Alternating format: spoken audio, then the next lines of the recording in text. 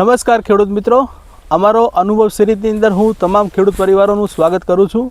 આજે આપણે એક પ્રગતિશીલ ખેડૂતના ખેતરે આપણે મુલાકાત માટે આવ્યા છીએ. હું દર્શન જયસ્વાલ સાઈ સીડ્સ કંપનીમાંથી કચ્છ જિલ્લો સંભાળું છું અને તમામ ખેડૂતોનું ફરી સ્વાગત કરું છું. સાથે આપણી સાથે ખેડૂત મિત્ર પણ છે અને એક વેપારી મિત્ર પણ છે આપણી સાથે સૌ કોઈનો આપણે પરિચય પણ જાણશું અને જે સાઈ સીડ્સ કંપનીના સાઈ 33 દિવેલા એમને વાવેતર કરેલા છે તો આપણે એમનો અનુભવ એમના શબ્દોમાં આપણે સાંભળીશું. નમસ્કાર, સૌપ્રથમ તમારો પરિચય આપો. આપણે મારું નામ પાચાણભાઈ. અને આપણે ગામ કયું? ગામ કડોલ. બરાબર. તો પાચાણભાઈ, વાત કરીએ કે આ કઈ વેરાયટી વાવેતર કરેલી છે? વાવી છે સાઈ 33. બરોબર. અને કેટલા એકરમાં કદાચ વાવી હશે? અમે વાવી તો આમાં તો 6-7 એકર ભૂં છે. બરોબર. અને ઓમ જનરલી જે સાઈ 33 સાઈ કંપની સાથે ઓમ કેટલા વર્ષથી તમે કદાચ જાણો છો? સાઈ 33 5-6 વર્ષ થઈ ગયા. 5-6 વર્ષથી. બરોબર.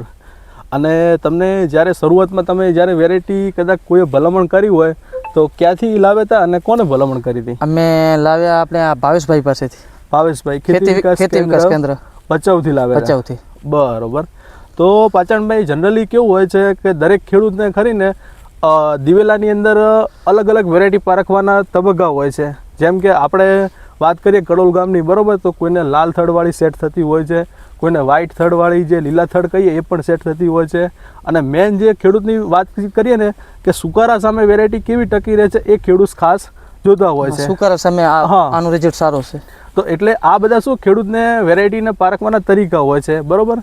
તો આપણે મેન જે ખેડૂતોનો પ્રશ્ન હોય છે કે સુકારો આવે છે તો જે તમે 6-7 વર્ષ તમે વાવેતર કરો છો તો એમાં તમને ક્યાંય સાઈ 33માં સુકારાનો એવો પ્રશ્ન રહ્યો ખરા?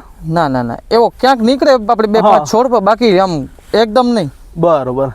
અને બીજો જે ખેડૂતોનો મેન પ્રશ્ન હોય છે કે ફૂલિયાનો કે જે ડાળીઓ આવી જાય, બરોબર, તો એના સામે શું ઉત્પાદન સામે ઘટી જતું હોય છે અને બાકી કે છેલ્લે સુધી બાકી દિવેલા લાસ્ટ સુધી સારા રહેતા નથી.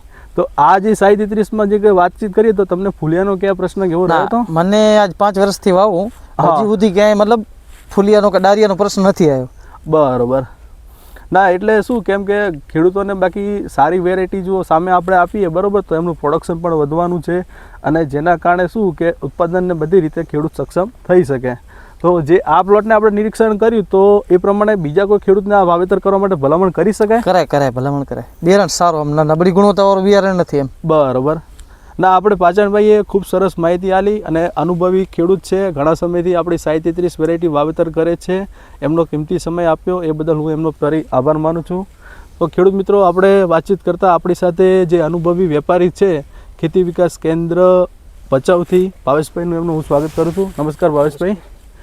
તો ભાવેશભાઈ, આપણે જે સાઈ 33નો પ્લોટ ફર્યા, નિરીક્ષણ કર્યું, એની અંદર તમને કેવું હોય તો કેવું લાગ્યું? બાકી આમ નહીં, સાઈ 33 સારા છે. અમારો જનરલ અહીંયા કને કેવું છે કે સુકારાના પ્રોબ્લેમ વધારે છે.